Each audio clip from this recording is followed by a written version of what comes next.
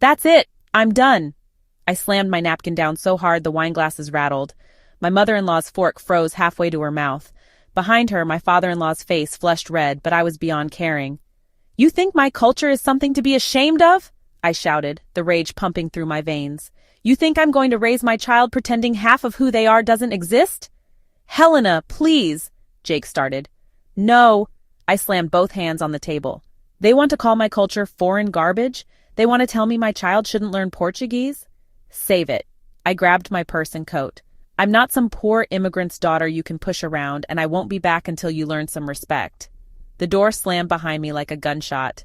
They had no clue that in 6 weeks I'd be the only thing standing between them and losing their 3,000-acre empire forever. But let's back up a bit. I'm Helena. I met Jake at UC Davis while studying agricultural business. I was born in Fresno to parents who emigrated from Brazil in the 1990s, becoming U.S. citizens. Dad had worked construction during the day and studied English at night. My mother cleaned houses while learning accounting through community college courses. They built a life here through pure determination. Jake was studying veterinary medicine, planning to take over his family's farm operations. Our first conversation happened in the campus library. I was reading notes in Portuguese when he sat at my table. I love that sound, he said, smiling. Portuguese, right? My family farms near Fresno, too. You from around there? Born there, I said. My parents are Brazilian, though. That's cool. I've always wondered about South American farming techniques. We talked for hours. Jake was different from other guys I'd met. He asked real questions about my culture. He wanted to know about my family's stories, not just where I was really from. When he proposed at Sequoia National Park, I thought I was joining a family that would embrace me completely. I imagined holidays where my grandmother's feijoada sat next to their traditional turkey. I pictured my future children learning Portuguese and English equally.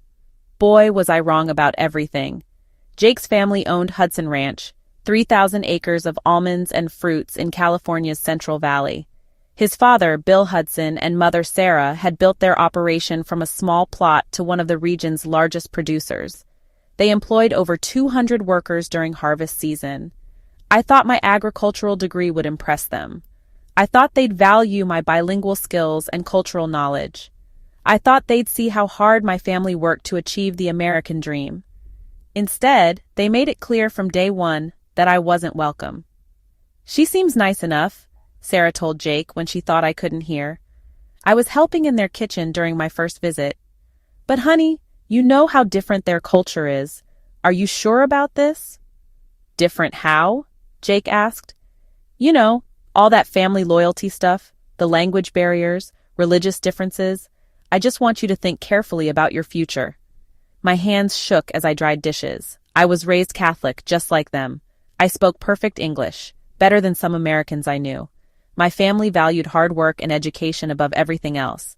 But to Sarah, I was just different in ways she couldn't accept. Bill was more direct about his disapproval. During my second visit, he cornered me in their farm office. So, Elena, he said, getting my name wrong. It's Helena, pronounced the Portuguese way, but he refused to try. Jake says your family has some land in Brazil. My grandfather has a small coffee farm, I answered carefully.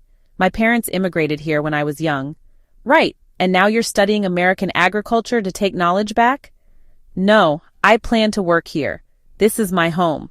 He laughed coldly. Sure, until you get homesick and drag Jake back to Brazil with you. I stared at him. Mr. Hudson, I was born in California. This is my home.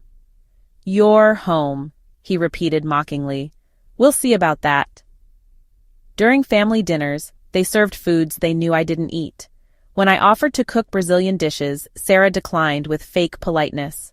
Oh no, dear. We wouldn't want you to go to all that trouble. We're simple people with simple tastes. I tried to share my knowledge about farming. My grandfather had taught me about soil management and crop rotation during summer visits to Brazil. During one conversation about water conservation, I mentioned drought-resistant techniques used in South America. Brazil, Bill interrupted. Everything's easier there. Different climate, different problems. Wouldn't work here. Actually, I started, many of these techniques... Helena, Sarah cut me off sharply. Why don't you help me clear the table? I wanted to explain how coffee farming requires precise water management. I wanted to tell them about innovative irrigation systems my grandfather's cooperative had developed. Instead, I stayed quiet. Every attempt to contribute was shut down. The worst part was watching how they treated their Latino workers. The ranch employed dozens of Mexican and Guatemalan farmhands. Bill called them all amigo instead of learning their names. Sarah complained constantly about the language issue. "These people need to learn English if they want to work in America," she'd say right in front of me. "We shouldn't have to accommodate them." I started translating for workers when the Hudsons weren't around. I learned their names, their family stories, their dreams. Many had been working the ranch for years with no recognition or advancement opportunities. "Why do you waste time with them?" Sarah asked me once. "You're Jake's fiancé, not their social worker." "Because they deserve respect," I replied firmly. She rolled her eyes. "You people always stick together, don't you? You people. Like my American education meant nothing. Like being born here didn't count if my parents spoke Spanish at home." For 3 years, I endured their comments. I smiled politely when they mispronounced my name. I bit my tongue when they made jokes about spicy food and foreign customs. I pretended not to hear when they discussed me like I wasn't there. Jake defended me when he could, but his parents were experts at subtle manipulation. "She's changing you, son," Bill would say. "You used to care about preserving our family traditions. Now it's all about diversity, this, inclusion, that." "She's pulling you away from your roots," Sarah would add. "A good wife would help you stay connected to your heritage, not replace it with hers." My breaking point came during Christmas 2 years ago. I was 5 months pregnant with our first child. Jake and I had shared our news with excitement. Instead of celebration, I got lectures about raising the baby properly. "I hope you plan to speak English to the child," Sarah said, cutting her prime rib aggressively. "American children need American values." "English and Portuguese," I corrected gently. "Bilingual children have cognitive advantages." Bill set down his fork hard. "The child needs to know where their loyalty belongs. This is America, not Brazil." "The baby will love both cultures," I said firmly. "My culture is American culture. I was born here." Sarah's face twisted with anger. "Born here to foreign parents, that's not the same thing." Something inside me snapped, not explosive anger, cold, calculating rage that made everything crystal clear. "Let me understand this correctly," I said, my voice deadly calm. "You're saying I'm not American enough for your family?" "We're saying the child should be raised with American traditions," Bill replied, "not confused with all that foreign influence." "Foreign influence," I repeated slowly. "You mean my grandmother's stories? My father's work ethic? My mother's cooking?" "You know what we mean," Sarah snapped. Jake tried to intervene, but I held up my hand. I was done being diplomatic. "No, I want to be absolutely clear about what you're saying. You think my heritage, the Brazilian culture my parents brought here, the values that made them work 3 jobs to put me through college, is somehow inferior to yours?" "We're not saying inferior," Bill backpedaled, "just different. Different in a way that makes me unsuitable as your son's wife. Different in a way that would contaminate your grandchild." The room fell silent except for the grandfather clock ticking. "That's it, I'm done." I slammed my napkin down so hard the wine glasses rattled. Sarah's fork froze halfway to her mouth, her piece of prime rib dangling like her jaw. Bill's face flushed red, but I was beyond caring. "Helena, please sit down," Jake whispered, reaching for my arm. "Let's just finish dinner." "Finish dinner?" I stood up, my chair scraping against their pristine hardwood floor. "While you sit there discussing how my Portuguese is gibberish and our baby shouldn't learn foreign nonsense." The silence in their fancy dining room was deafening. Outside, December wind rattled the windows of Hudson Ranch, but inside, the temperature felt arctic. "You think my culture is something to be ashamed of?" I raged. "You think I'm going to raise my child pretending half of who they are doesn't exist?" Sarah's mouth opened and closed like a fish. Bill set down his fork with deliberate force. "That's not what we—" "Save it." I grabbed my purse and coat. "I won't be back until you learn some respect." I walked toward the door, then turned back one final time. "For the record, our baby will know Portuguese and English. They'll know their Brazilian grandmother's prayers and their American grandfather's farming stories. They'll understand that strength comes from embracing all of who you are." "And if you can't accept that," I said, staring directly at Bill and Sarah, "then you're choosing not to be part of their life." I left the house and drove to our apartment in Modesto. Jake followed an hour later, finding me crying in our bedroom. "I'm so sorry," he said, holding me. "They were completely out of line." "It's not your fault they're racist," I whispered. "But I can't pretend this is okay anymore. Our baby deserves better." The next few days I did something I should have done years earlier. I called my parents and told them everything. "Minha filha," my father said in Portuguese. "You married into a farming family." Sometimes farmers fear change because they've worked so hard for what they have. But they don't see me as family, Popeye. They see me as an outsider trying to change their world. "Maybe," he said thoughtfully, "they're afraid of needing you." I didn't understand what he meant until the following week. I went back to work at Valley Agricultural Consulting, where I'd been working part-time during Jake's residency. My boss, Dr. Martinez, noticed I seemed upset. "Everything okay, Helena? You look exhausted." I told him about the confrontation. He listened carefully, asking questions about the ranch's operation. "Wait," he said suddenly. "Hudson Ranch? The almond and fruit operation in Fresno County?" "Yes, you know it?" His expression grew serious. "Helena, are you aware of the new water allocation restrictions in the Central Valley? I've heard some discussion about conservation measures. It's more than that. The state is implementing emergency water restrictions due to the drought. Large agricultural operations have 6 months to prove sustainable practices and fair labor standards or lose their water rights." My heart stopped. What does that mean exactly? No water rights means no farming. The state is prioritizing small farms, organic operations, and farms with strong labor relations. Large conventional operations like Hudson Ranch are in serious trouble. That night, I researched everything I could find about California's new water regulations. Dr. Martinez was right. The state was redistributing water rights based on sustainability criteria, labor practices, and community partnerships. Large operations had to prove 3 things: environmental sustainability, fair treatment of workers, and partnerships with local communities, especially minority-owned businesses. Hudson Ranch failed on all counts. They used conventional farming methods, treated Latino workers poorly, and operated in isolation from the community. As I read more, a realization hit me. The Hudsons had spent 3 years dismissing me because I was Brazilian. But the very community they'd rejected, the Latino farmers, workers, and business owners, held the key to their survival. I had something they desperately needed: connections. My uncle Roberto ran Oliveira Agribusiness, a company that helped farms transition to organic practices. My cousin Carlos was a labor rights lawyer who specialized in agricultural worker advocacy. My college friend Maria worked with the state on water conservation programs. The next morning, I started making phone calls. First, I called Uncle Roberto in Fresno. "Roberto, I need to ask you about your consulting business." "What can I help you with, Sabrina?" "Is it true you help farms meet the new water allocation requirements?" "Yes, through organic certification and sustainable practices." "Why?" "There's a farm that's about to lose everything. They need partnerships with minority-owned businesses to qualify for water rights." Roberto was quiet for a moment.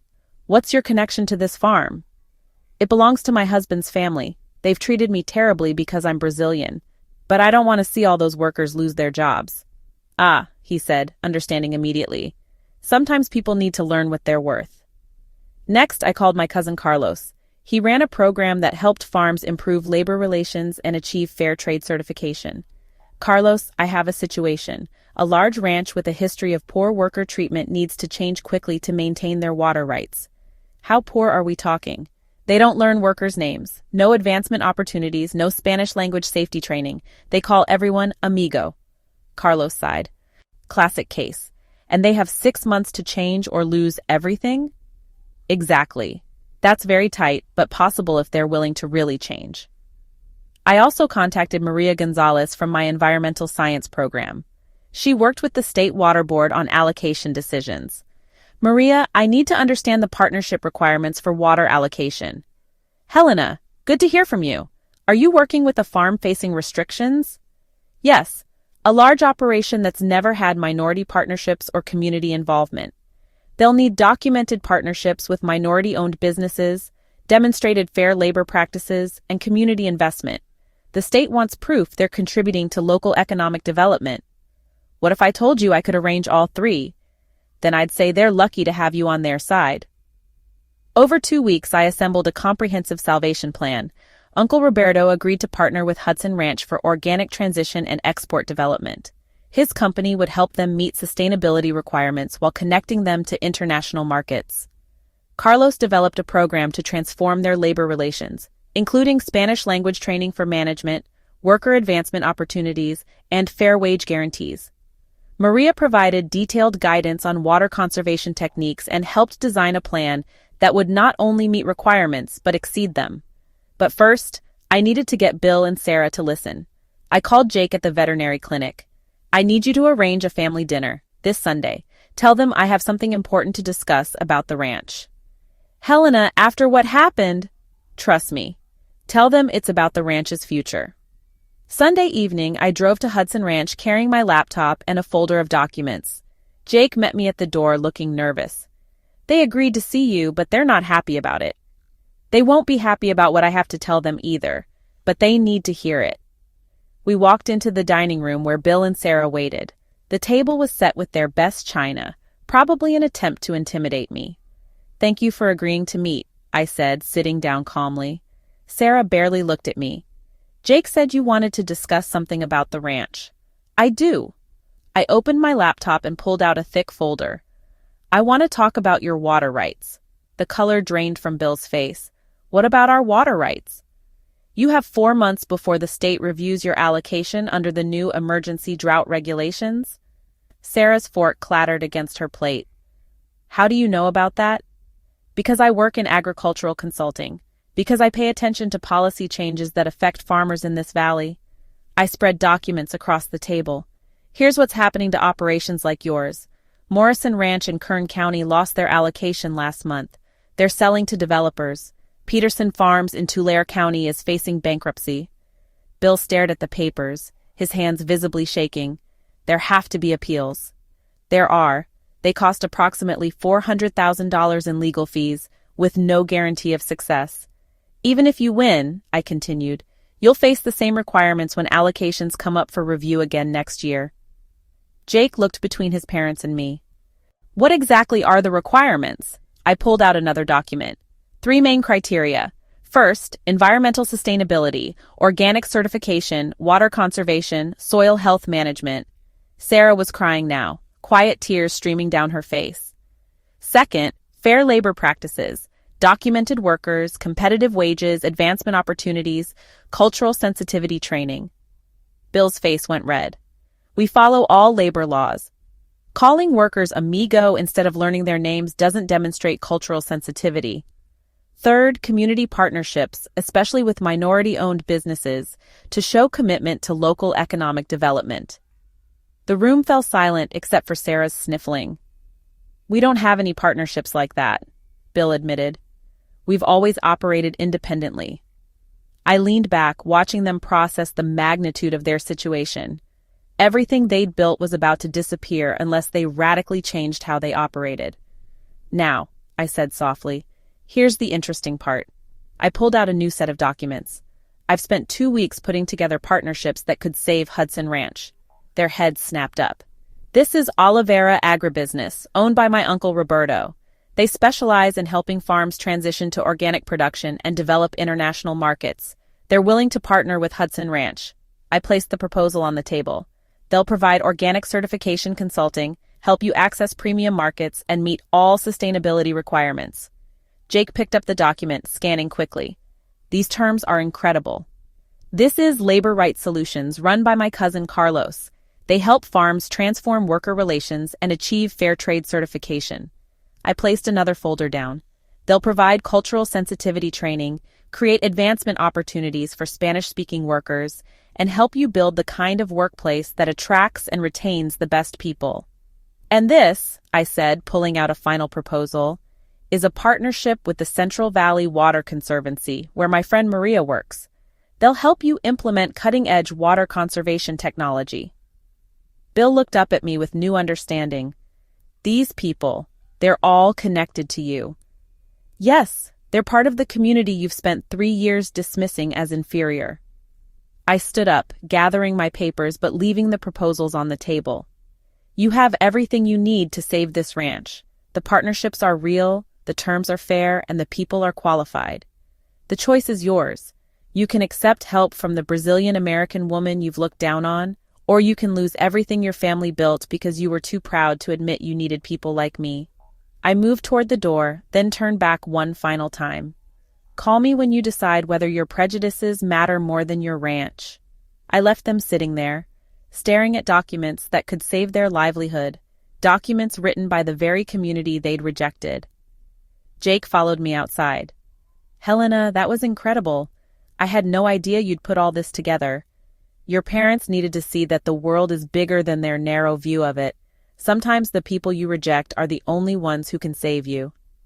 2 days later, Sarah called. Helena, could you come back to the ranch? Bill and I would like to discuss those proposals. I'll be there tomorrow. When I arrived, I found them in the farm office, the proposals spread across Bill's desk. They'd clearly been making phone calls. Roberto had already spoken with them, as had Carlos and Maria. We've been talking, Bill said, unable to make eye contact, about what you said, about how we've treated you. We were wrong, Sarah added quickly. About you, about your culture, about everything. They looked older somehow, humbled. We'd like to accept these partnerships, Bill continued. All of them. And we'd like you to coordinate the transition if you're willing. There's something else, Sarah said, her voice breaking. We owe you an apology, not just for this situation, but for 3 years of making you feel unwelcome in your own family. She stood and walked around the desk. You belong here. You've always belonged here. We were just too scared and stubborn to see it. For the first time since I'd known her, Sarah hugged me, really hugged me. Welcome home, minha filha, she said, using the Portuguese phrase I'd taught Jake years ago. Over the next 6 months, Hudson Ranch transformed completely. Uncle Roberto spent weeks on the ranch, teaching sustainable practices and helping transition 40% of their acreage to organic production. He and Bill became genuine friends, spending hours discussing farming methods from both cultures. Your uncle knows more about soil health than anyone I've met, Bill told me one evening. We've been making mistakes for decades. Carlos implemented comprehensive changes to worker relations. Management learned basic Spanish. Workers received advancement opportunities and safety training in their native language. For the first time, several Latino employees were promoted to supervisory positions. Señora Sarah actually learned my name, Miguel, their longtime worker, told me with amazement. She asked about my family in Guatemala. The water conservation program exceeded all requirements. Hudson Ranch became a model for sustainable irrigation in the Central Valley.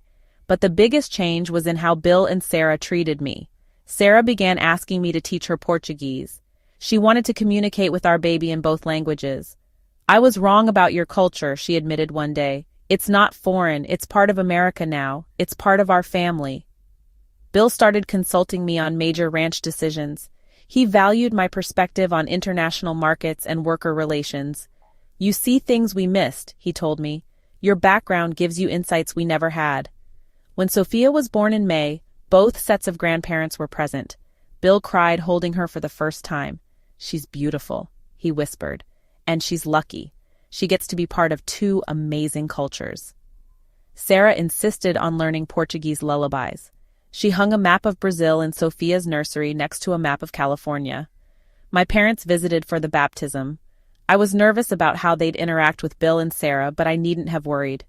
They're good people who made mistakes, my father told me in Portuguese. It takes courage to change. The partnership saved Hudson Ranch and made it more profitable than ever. Organic certification brought premium prices. Improved worker relations increased productivity and reduced turnover. The water conservation technology reduced costs while meeting all regulatory requirements. Hudson Ranch was featured in agricultural journals as a model for successful cultural integration. They won awards for environmental stewardship and labor practices. 2 years later, the ranch employed 300 people year-round, including dozens in management positions. Half the operation was certified organic. Most importantly, Sophia was growing up in a family that celebrated all her heritage. At her 2nd birthday party, I watched her toddle between her grandparents. Bill was teaching her to count almonds in Spanish while Sarah sang Portuguese songs my mother had taught her. The party guests included workers' families, business partners from Brazil and Mexico, and local community leaders. 3 languages filled the air, and everyone seemed comfortable with the mixture. Jake found me on the porch, watching the sunset over the orchards. Do you ever wonder what would have happened if you hadn't fought for acceptance? I didn't fight for acceptance, I corrected. I fought for respect, and I fought for Sophia to have a family that valued all of who she is. You saved them, he said simply. We saved each other. They chose to change. I just gave them the tools. Today, Sophia is 4 years old. She speaks Portuguese with my parents over video calls and English with her American grandparents. She knows she's Brazilian American and that both parts make her strong. Hudson Ranch continues to thrive. The partnerships that began as desperate measures became the foundation of their success. Bill often tells visitors how the ranch was saved. My daughter-in-law taught us that diversity isn't just morally right, it's good business. The best ideas come from people who see the world differently. Sarah keeps a photo on her desk of our whole family at Sophia's baptism. Brazilian grandparents, American grandparents, and little Sophia in the center wearing both a traditional Brazilian dress and a vintage Hudson Ranch hat. The ranch that almost lost everything because of narrow-mindedness became stronger through embracing diversity. I learned that sometimes the people who resist you most desperately need you. Fear makes people cruel, but it also makes them capable of change when they face losing everything. The farm will pass to Sophia someday, along with all the relationships we've built. She'll inherit more than land. She'll inherit a legacy of inclusion, respect, and cooperation. Most importantly, she'll never have to choose between her identities. She gets to be fully Brazilian and fully American. The girl they tried to exclude became the bridge that connected their ranch to the world. The culture they saw as a threat became their greatest asset. Every time someone asks how a traditional American ranch became so internationally successful, the answer is simple. They learned that strength comes from embracing differences, not fearing them. I'm not the outsider anymore. I'm family. I'm partner. I'm the bridge between worlds. And this ranch is proof that when people overcome their prejudices, beautiful things grow. Sometimes the best revenge is becoming indispensable to those who underestimated you.